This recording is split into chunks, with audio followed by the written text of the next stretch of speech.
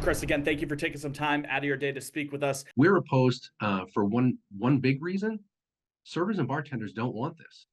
When we first got hired, we talked to servers and bartenders. We did a poll of servers and bartenders, other tipped employees. And it came back that 91% wanted to keep things the way it is. They like being able to work for their tips. They like the opportunity to be able to earn far more than the minimum wage, and they don't want to be considered minimum wage workers. The other piece of this is the tip pooling part. Right now in Massachusetts, tipped employees can take part in an optional pool. If this were to pass, it would take the tips directly out of the hands of servers, bartenders, and other tipped employees, and put it in the hands of management, who can decide where those tips go. Front of the house, it can be back of the house, it could be cleaners and bookkeepers, and right now that's illegal here in Massachusetts. And servers and bartenders don't want to see their money taken away. Grace, thank you very much for coming on to speak with us today in regards to question 5. I think people should vote yes on 5 because it's honestly the fair thing to do for a lot of groups of people.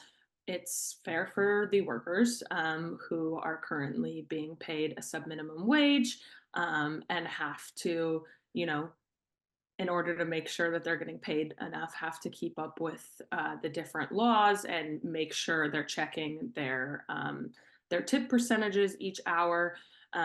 It's fair to consumers who right now are being used as a subsidy for labor costs.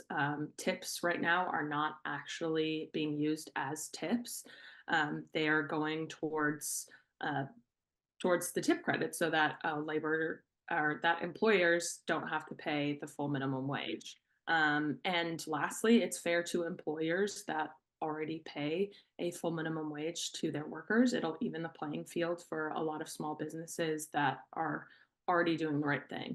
Now, one of the major points that the yes on 5 side contends is that relying on tips, even with the guarantee that you had mentioned up to 15, is still a risky endeavor based on a wide range of variables in these service industries, in these service establishments.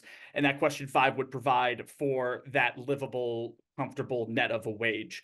How would you respond to that point? If they want to talk about sexual harassment in the workplace, it's intolerable, and we absolutely don't condone any of that. If wage theft is happening, if sexual harassment is happening, that's not only is that in every industry, it's unacceptable in every industry. And if they go to their managers, if they go to the owners, those are the types of things that immediately get squashed.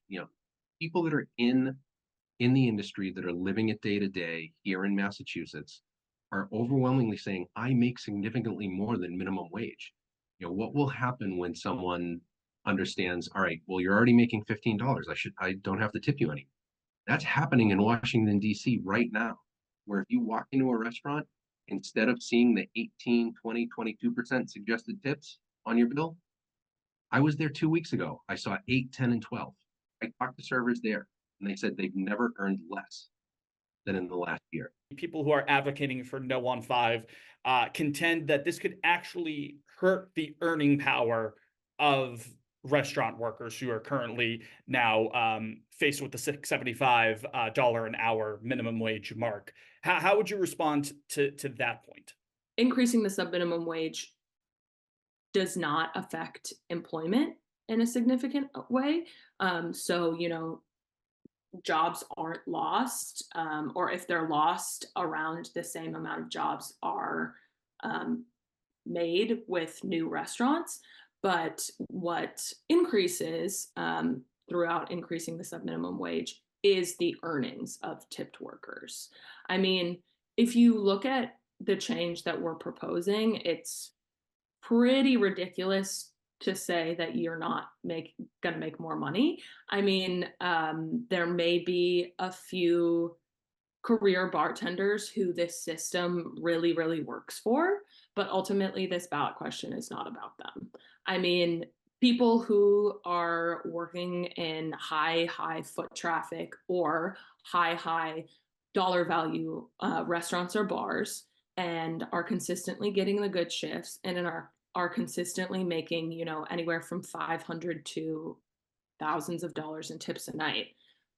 they're still going to make good money. What's one thing you would want people to remember when they look at question 5 on their ballot?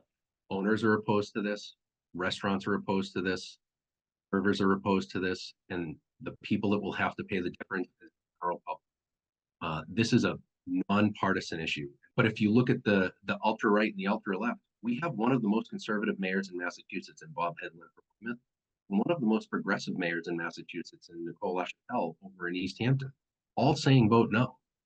These people don't agree on anything. They agree voting no on question 5. The sub-minimum wage for workers is creating a tiered system that dehumanizes a workforce that makes up 10% of the American population. Like 1 in 2 Americans at some point in their life work in a restaurant job. We call it, or the National Restaurant Association calls it, America's first job. So this is a huge group of people we're talking about. And it's not only fair to them, but it's fair to you if you go out and eat at restaurants. I imagine that the average consumer does not want to be thought of as the boss and does not want to be made to be in charge of this extra labor cost and whether or not this employee is going to make a full minimum wage in the day or make over that.